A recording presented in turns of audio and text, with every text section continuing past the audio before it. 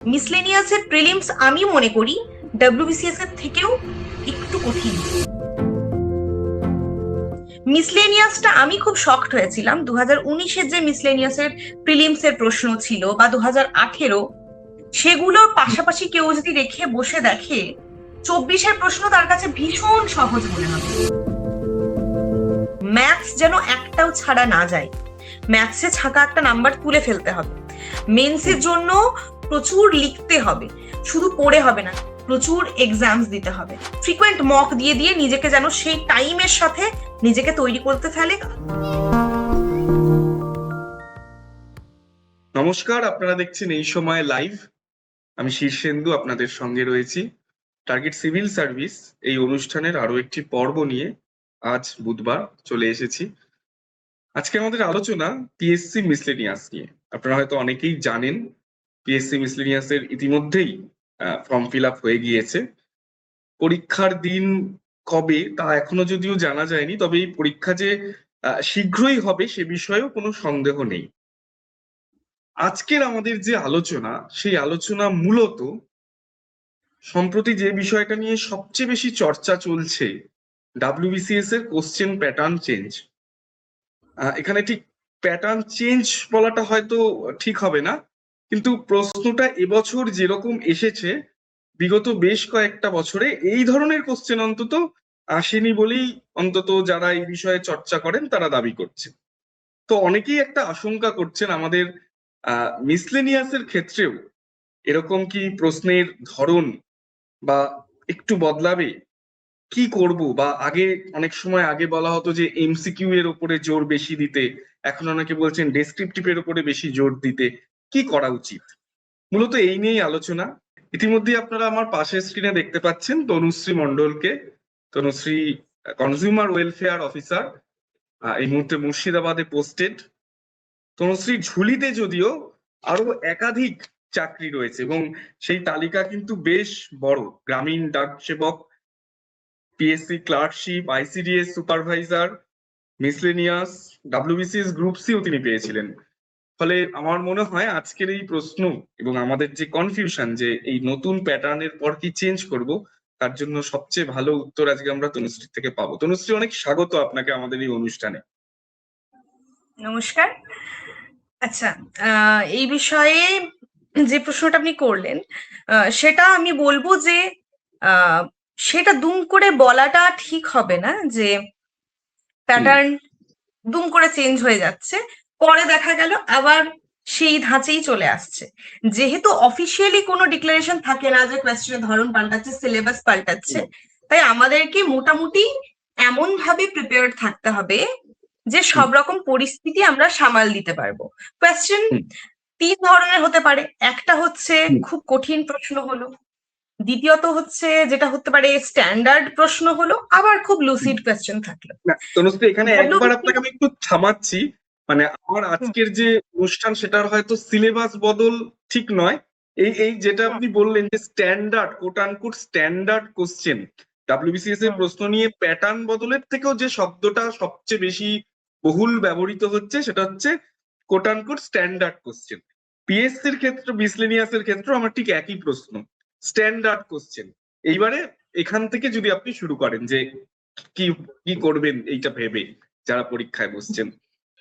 হ্যাঁ, এই সাম্প্রতিক কালে দেখা যাচ্ছে যে কোয়েশ্চেন খুব স্ট্যান্ডার্ড হচ্ছে। বা স্ট্যান্ডার্ড কোয়েশ্চেন আমি কাকে বলবো, সেটা হচ্ছে যে যে প্রশ্নটা আমরা যেরকম গতানুগতিক ম্যাক্সিমাম কেসে কি করি, ওয়ান লাইনার যারা পড়াশুনো করি, যে এমসিকিউ কিছু সলভ করলাম, বা ভাষা ভাষা কত আন্দোলন কত সালে হচ্ছে, কে করছে, তার ডেপতে গিয়ে যে আমরা পড়াশুনোটা করি না, সেই লুসিড ভাষা ভাষা প্রশ্নগুলো পড়ে যাচ্ছি, সেইটার উপর বেস করে যদি কোয়েশ্চেন চলে আসে সেটাকে আমি বলবো লুসিড কোয়েশ্চেন।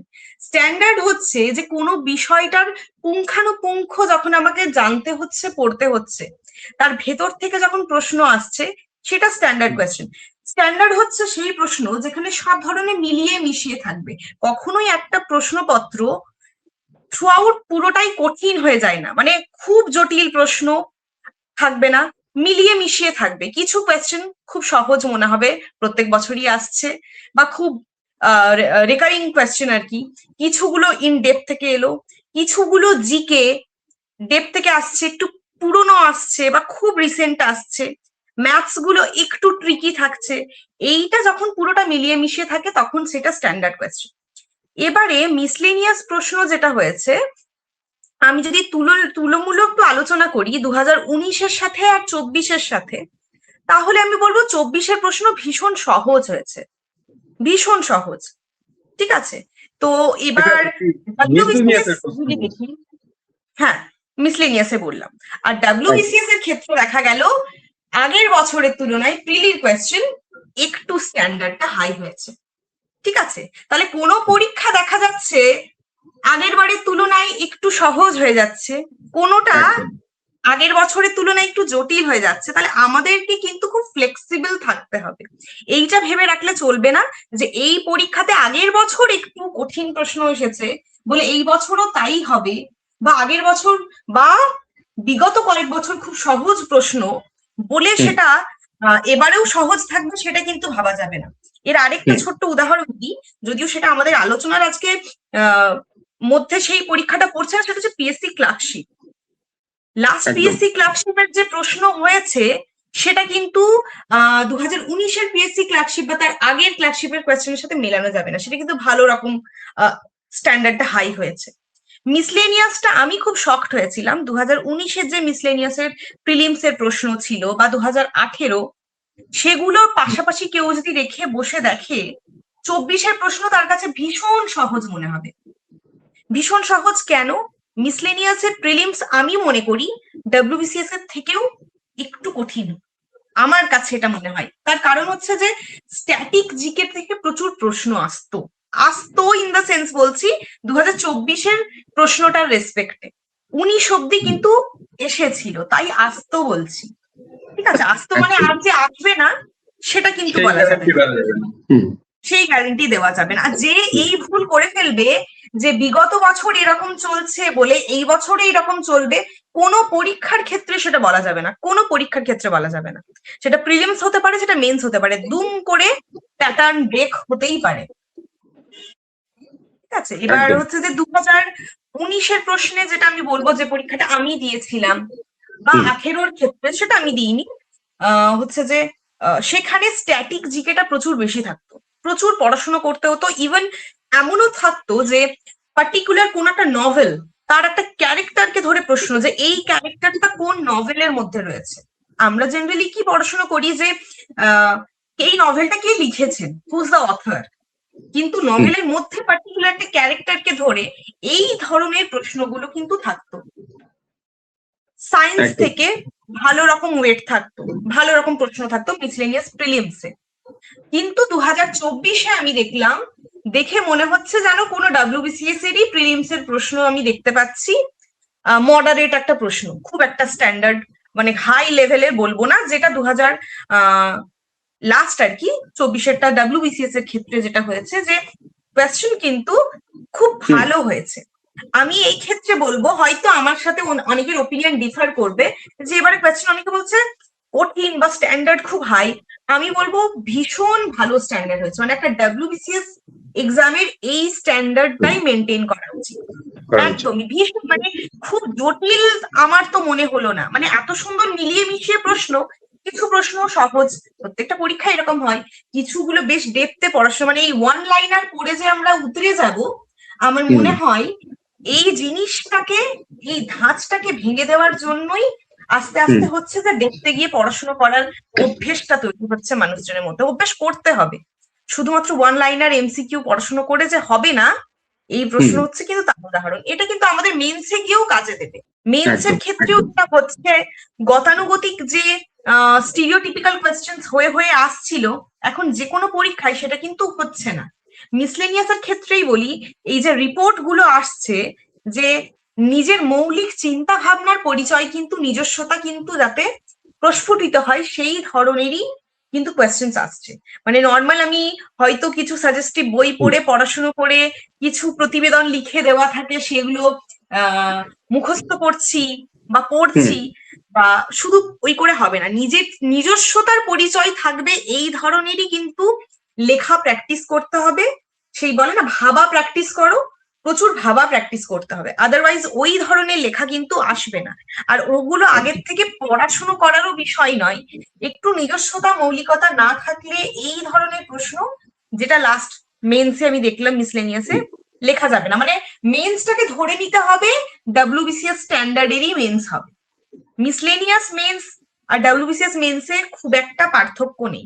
পার্থক্য যেখানে সেই এমসিকিউ প্রশ্নগুলো জায়গায়, যেখানে এখানে আমাকে গ্রামার পড়তে হচ্ছে, এক কথায় প্রকাশ, এসব থাকছে, যেগুলো ডাব্লিউবিসিএস এ থাকে না। আমি ডেসক্রিপটিভটার কথা বলছি, সেটা কিন্তু আমাদেরকে এইভাবেই পড়াশোনা করতে হবে যে আমি ডাব্লিউবিসিএস মেন্সেই অ্যাপিয়ার করছি।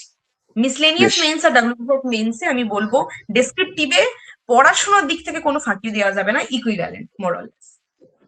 বেশ, আমি যদি এবার প্রিলিমস এর পার্টটায় ঢুকি, প্রিলিমসে পাশ করতে গেলে অনেকেরই এটা খুব কমন একটা প্রশ্ন, প্রিলিমসে পাশ করতে গেলে কত মার্কস টার্গেট করে এগোনো উচিত? এটার কি কোনো ব্যাখ্যা বা এটা কি হয়, মানে এটার কি কোনো টার্গেট হয়? এই প্রশ্নটার উত্তরে আমি প্রত্যেকবার একটা কথাই বলি, সেটা হচ্ছে যে এটা খুব আপেক্ষিক প্রশ্ন। মানে প্রত্যেক বছর প্রিলিমস এর কোয়েশ্চেন দেখার পরই সেটা বলা যাবে যে সেফ স্কোর কোনটা। মানে আমি আগে কোয়েশ্চেন দেখে তারপরেই বিচার, মানে এমন হয় যে কোয়েশ্চেনের স্ট্যান্ডার্ডটা অনেকটা হাই, সেক্ষেত্রে কাট অফ নেমে যাবে। কোনোবার কোয়েশ্চেন খুব লুসিড, তাহলে কাট অফ বেড়ে যাবে। তো ওই পার্টিকুলার কাট অফ চেজ করা জিনিসটাই আমার খুব অপছন্দ, তাই আমি প্রেডিক্টও কখনো করি না যে এটা সেফ স্কোর। সেফ স্কোর যখনই আমরা ভেবে নিই না, আমাদের মস্তিষ্কের মধ্যে কোথাও একটা গিয়ে গেঁথে যায় যে এতগুলো অ্যাটেম্প্ট করতে হবে। এই চিন্তা ভাবনা থেকে আমার মনে হয় একটু ছাত্রছাত্রীদের বেরোনো দরকার। ওই অ্যাটেম্প্ট বাড়াতে গিয়ে তারা নেগেটিভ করে ফেলবে বেশি। যে চেজ করা ব্যাপারটা, চেজ করার প্রয়োজন নেই, যতটা পারবে ততটা করো, নির্ভুল করার চেষ্টা করো, ভুল ভ্রান্তি বাড়িয়ে লাভ নেই, জোর করে অ্যাটেম্প্ট বাড়িয়ে লাভ নেই।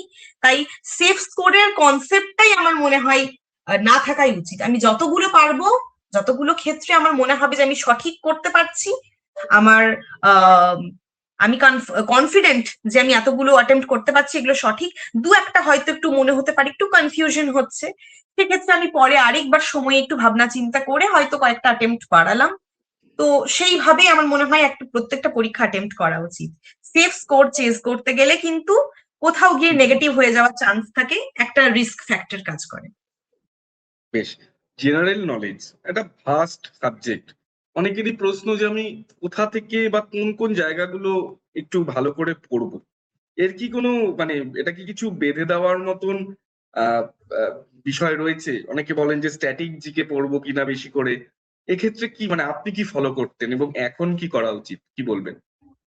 হ্যাঁ, আমাদের সময় তো বিগত কয়েক বছরের প্রশ্ন অ্যানালিসিস করে আমরা যা দেখছিলাম, আমাদের সময় স্ট্যাটিক জিকে পড়তে হতো। স্ট্যাটিক জিকে প্রচুর পড়তে হয়েছে, বুকস, অথার্স এন্ড এভরিথিং, এগুলো প্রচুর পড়াশোনা করতে হয়েছে, পড়েছি। কিন্তু 2024-এ যে প্রশ্নটা হলো, সেখানে এই সবের বালাই দেখলাম নেই। তাহলে তাহলে কি আমরা পড়বো না? এটা হচ্ছে প্রশ্ন, পড়তে সবই হবে। এই যে বললাম যে যেহেতু কোথাও কোনোদিন বেঁধে ধরে বলে দেওয়া নেই যে এগুলো আসবে বা এগুলো আসবে না, তাহলে আমাকে সব রকম পরিস্থিতির জন্য তৈরি থাকতে হবে, যে আমি রেডি থাকবো সবকিছু। পড়া তো বিফলে যায় না, ঠিক আছে? তো আমি মনে করি যে আমার মনে হয় প্রত্যেকটা বিষয়ের উপর স্ট্যাটিক জিকের ওপর গুরুত্ব দিয়ে পড়া উচিত। এবছর আসেনি, ঠিক আছে, পরের বছর আসবে না তার কোনো গ্যারেন্টি নেই, একটা দুটো হয়তো প্রশ্ন চলেই এলো, কিন্তু আমি বলবো পড়াশুনো করা উচিত। তার জন্য বেসিক কিছু বই, লুসেন্ট বা এই সমস্ত কিছু বই পড়লেই, তরুণ গোয়েল পড়লে হয়ে যাবে, অসুবিধা নেই। বেশ, সায়েন্স আর ম্যাথ এর প্রিপারেশন কেমন ভাবে হবে বা কতটা জোর দেবো আমি? সায়েন্সের ক্ষেত্রে যে বেসিক এনসিআরটি বইগুলো থাকে সেগুলো পড়া যেতে পারে। ম্যাক বুক গুলো খুব ক্রিস্প হয় আমি মনে করি। আরিহান্তের জেনারেল সায়েন্সটাও ভালো, সেক্ষেত্রে প্রচুর কোয়েশ্চেন্স আছে, অত হয়তো ইনফরমেশন নেই, কিন্তু প্রচুর এমসিকিউ সলভ করাটাও একটা ক্রেডিট ওয়ার্দি জিনিস, কারণ তাতে প্রচুর কোয়েশ্চেনের সাপ্লাই চলে আসে। তাহলে কি হয়, অনেক সময় দেখা যায় সেগুলো কমন সামহাও বেরিয়েই যায়, তো সলভ করা ভালো।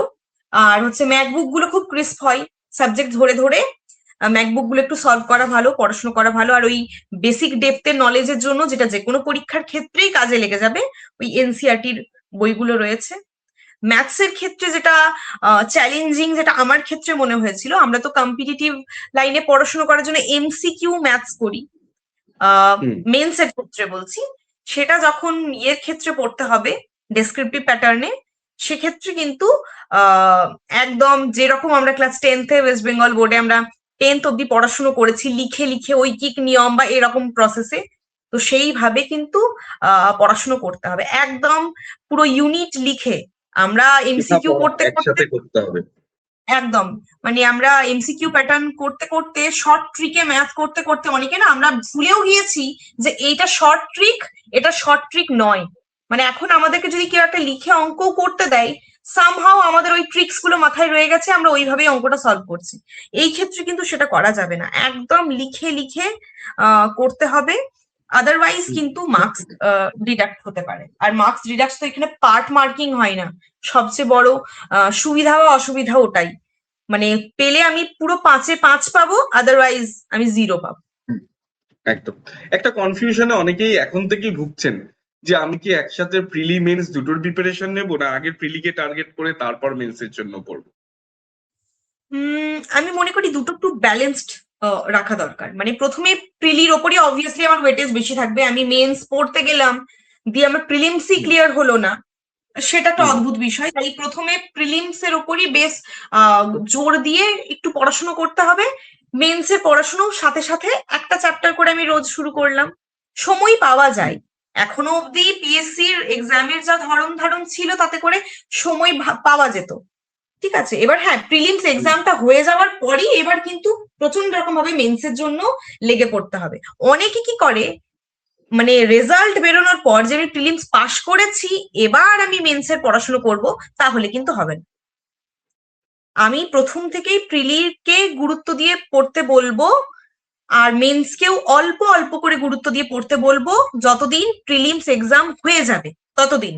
যেই আমার প্রিলিমস এক্সাম হয়ে গেল, এরপর আমাকে এই ভেবেই চলতে হবে যে আমি প্রিলিমস ক্লিয়ার করছি, আমাকে মেন্সে অ্যাপিয়ার করতে হবে। আমি পাশ করব কি করব না, পাশ করলে তবে মেন্সের পড়া পড়বো, তাহলে কিন্তু হবে না। আমাকে এই টেম্পো নিয়েই এগোতে হবে যে আমি পরীক্ষা দিয়েছি, আমি আমার সেরাটা দিয়েছি, আমার হবে, আমি আজকে প্রিলিমস শেষ হলো, আমি কাল থেকেই মেন্সের পড়া শুরু করব। এরপর রেজাল্ট বেরোবে তখন আর প্রেসার পড়ে না। অনেকে কি করে, খুব ভুল করে যে পাশ করলাম এবার পড়বো। মেন্সের পড়া তো এত সহজ পড়া নয়, ইটস অল অ্যাবাউট প্র্যাকটিস। প্রচন্ড লেখালেখি করতে হবে, সময়ে কমপ্লিট করতে হবে, তখন কিন্তু ওইটুকু সময়ের মধ্যে, আর একবার মেন্সের প্রিলিমসের রেজাল্ট বেরিয়ে যাওয়ার পর মেন্সের ডেটটা হয়তো খুব বেশি দেরি করে না, আর থাকলেও সেটা এতটাও লেন্দি নয় যে প্রিপারেশনটা কমপ্লিট করে ফেলা যাবে। সুতরাং মেন্সের পড়া প্রথম থেকেই, আর হচ্ছে যে সেই সময়টা মানে প্রিলিম হয়ে যাওয়ার পর পুরোপুরি এবার মেন্সকে টার্গেট করে রীতিমতো পড়াশুনো করতে হবে। একটা সার্টেন টাইমের পর মক এক্সাম দিতে থাকতে হবে, একদম টাইমার ধরে, হয় কোথাও গিয়ে পরীক্ষা দিতে হবে, বা নিজেই টাইমার সেট করে, যেটা আমি পরে হয়তো বলবো সুযোগ পেলে কিভাবে পড়তে হবে, যেটা আমি করতাম। তো সেরকম নিজেও মক দেওয়া যেতে পারে আর কি। তো সেগুলো শুরু আমরা একদিন বিস্তারিত আলোচনায় নিশ্চয়ই যাব, মানে পড়াশুনোর পদ্ধতিটা নিয়ে। বেশ, আমার আজকের মতন একদম শেষ প্রশ্ন আপনাকে। আমার টার্গেট মিসলেনিয়াস পেতেই হবে, কোন 3টে টিপস আমাকে ফলো করলে আমি অন্য 100 জনের থেকে এগিয়ে থাকবো? জিকে, সিএ, এই দুটো জিনিসকে কিন্তু একদম মানে এমন ভাবে তৈরি থাকতে হবে যে যেখান থেকে প্রশ্ন পড়ুক আমি maximum amount of question solve করতে পারবো। ম্যাথস যেন একটাও ছাড়া না যায়, ম্যাথসে ছাকা একটা নাম্বার তুলে ফেলতে হবে, নেগেটিভ অ্যাটেম্পট যেন না হয়। প্রিলিমসের জন্য এগুলো বললাম। মেন্সের জন্য নিজের নিজস্বতা থাকবে, এই ধরনের লেখা প্রথম থেকে প্র্যাকটিস করতে হবে, প্রচুর লিখতে হবে, শুধু পড়ে হবে না। মেন্সে প্রচুর ইংলিশ বেঙ্গলির ক্ষেত্রে বলছি লিখতে হবে, গ্রামার তো পড়াশোনা করতে হবে, সেটা আমি আলাদা করে কিছু বলছি না, আমি ডেসক্রিপটিভটার কথা বলছি। প্রচুর লেখা প্র্যাকটিস করতে হবে। আর থার্ড হচ্ছে যেটা, প্রচুর এক্সামস দিতে হবে, একদম টাইমার ধরে। যদি নিজে নিজে কেউ এক্সাম দেয়, কোয়েশ্চেন হয়তো হাতে রইলো, টাইমার সেট করে যে আমি এই টাইমের মধ্যে, যেহেতু জিকে ম্যাথটা একই সাথে রয়েছে, খুব চ্যালেঞ্জিং, ম্যাথটা আবার লিখে করতে হবে, তাই টাইমের মধ্যে কমপ্লিট করা, টাইম ম্যানেজমেন্টটা ভীষণ ভীষণ ইম্পর্টেন্ট। কেউ হয়তো প্রথমে বুঝতে পারবে না, একবার নিজে সে পরীক্ষা দিতে বসুক তখন সেটা উপলব্ধি করবে। তাই সেটা যদি কোনো এক্সাম সেন্টার বা কোথাও গিয়ে কোনো ইনস্টিটিউট বা হোয়াট এভার সেখানে গিয়ে যদি কেউ এক্সাম দিচ্ছে খুব ভালো, বা সেলফ ইভ্যালুয়েশন করারও জায়গা রয়েছে, নিজে স্টপ ওয়াচ চালিয়ে বা অ্যালার্ম দিয়ে নিজে সেই টাইমের মধ্যে কমপ্লিট করার, মানে ফ্রিকোয়েন্ট মক দিয়ে দিয়ে নিজেকে যেন সেই টাইমের সাথে নিজেকে তৈরি করতে ফেলে, আদারওয়াইজ ওই পেপারটাতে কিন্তু টাইমের শর্টেজ হওয়ার হিউজ চান্সেস রয়েছে। বেশ, অনেক ধন্যবাদ তনুশ্রী আপনাকে। আপনার পুরো বক্তব্যে আজকে যেটা আমি প্রধান বুঝলাম এবং মনে হয় সবচেয়ে গুরুত্বপূর্ণ, যে ওই আগে এমসিকিউ পড়ে পরীক্ষা দেওয়ার যে অভ্যাসটা, বা অনেকে সাজেস্ট করেন যে শুধু মানে এমসিকিউ এর উপরে জোর দাও, সেই অভ্যাসটা এবার কিন্তু একদম বদলে ফেলার একটা বড় প্রয়োজনীয়তা রয়েছে। অনেক ধন্যবাদ। আমার মনে হয় আপনার এই বক্তব্য যারা শুনছেন তারা অত্যন্ত লাভবান হবেন এবং এই স্ট্র্যাটেজি নিলে কিছু জনের থেকে অন্তত আপনি এগিয়ে থাকবেন। আগামী দিনে আরো একটি থ্যাংক পর্বে ইউ, আমারও খুব দেখা ভালো হবে। লাগলো, আপনাকে ধন্যবাদ। একদম একদম। আজকের মতন এখানেই শেষ করছি। আগামী দিন আরো একটি পর্বে এরকম আরো আলোচনায় দেখা হবে আপনাদের সঙ্গে। ততক্ষণ অবশ্যই দেখতে থাকুন এই সময় অনলাইন। ইউটিউব পেজের নানান ভিডিও দেখতে থাকুন, আর পড়তে ভুলবেন না এই সময় সংবাদপত্র। নমস্কার।